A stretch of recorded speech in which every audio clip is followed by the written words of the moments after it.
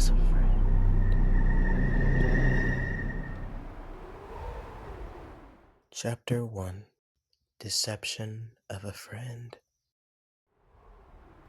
Within the human body resides a capacity for darkness, a hidden landscape often underestimated in its scope. What begins as the smallest entity, a seed of negativity or moment of weakness, can undergo a shocking metamorphosis.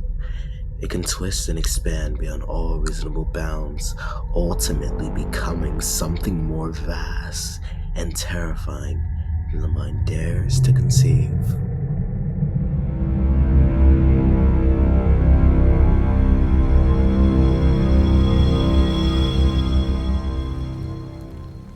Hand in hand, bathed in the soft glow of twilight, Derek and Erica walk with their hearts full of hope, discussing the beautiful prospect of deepening their bonds. "I really see a future with you, Erica," Derek said softly, squeezing her hand. "Me too, Derek," she replied. A warm smile graced her lips. Their intimate conversation was shattered by the sight of a stumbling man across the road, clearly intoxicated. He approached them with an unsettling glance, his speech a bewildering stream of sounds, phrases, a language unknown to them, utter gibberish, or the unnerving cadence of reversed words. Yeah,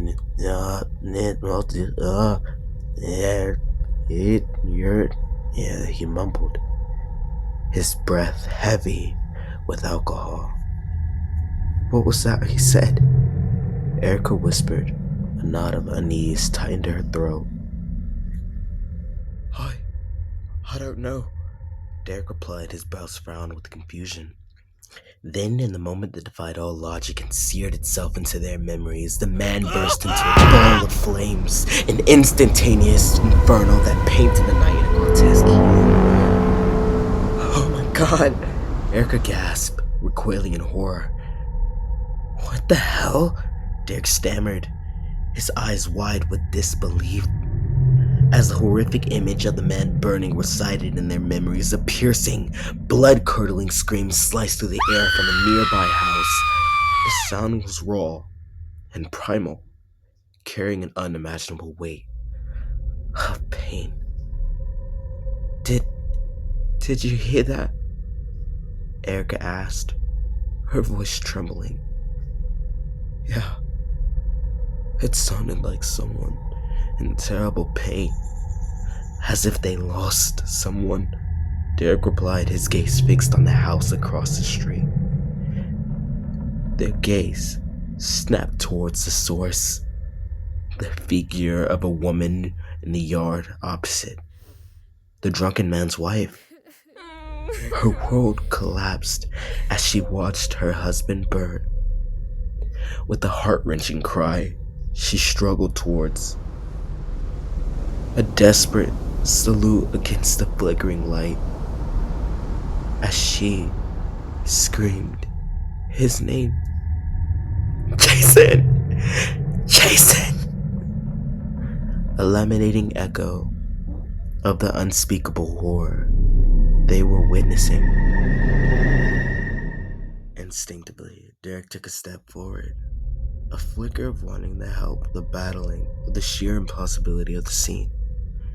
The heat radiating from the burning figure was intense, even from across the street, and the woman's frantic cries underscored the irreversible nature of the tragedy that unfolded before them. Erica grabbed his arm, her grip tight and trembling. Don't go over there," she whispered, her eyes wide with terror that mirrored his own.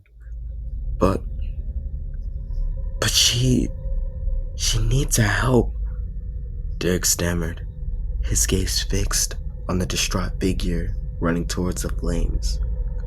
"There's nothing we can do, Derek," Erica said, her voice laced with the growing horror. He's gone." A cold dread began to creep into their hearts, a sense that they had witnessed something far beyond the realm of ordinary humans suffering, something that defied explanation and hinted at a terrifying reality beneath the surface of their familiar world. The weight of the horrific night pressed down on Derek and Erica in the days that followed. A silent wedge was driven in between them. The news of Jason's wife's suicide by hanging hung heavy in the air, a stark and brutal testament to the lingering devastation. "Can you really believe it?" Derek had said quietly one evening, staring blankly at the television.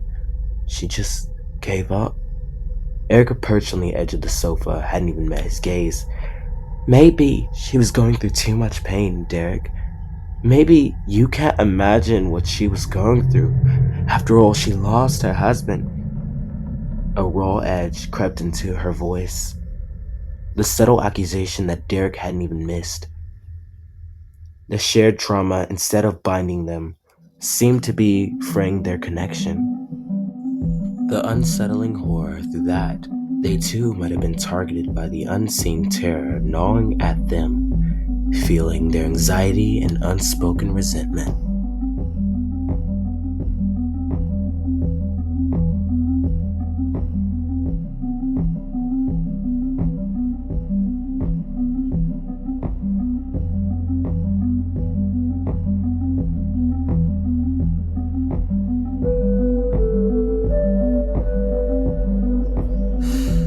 Three, two, one, action.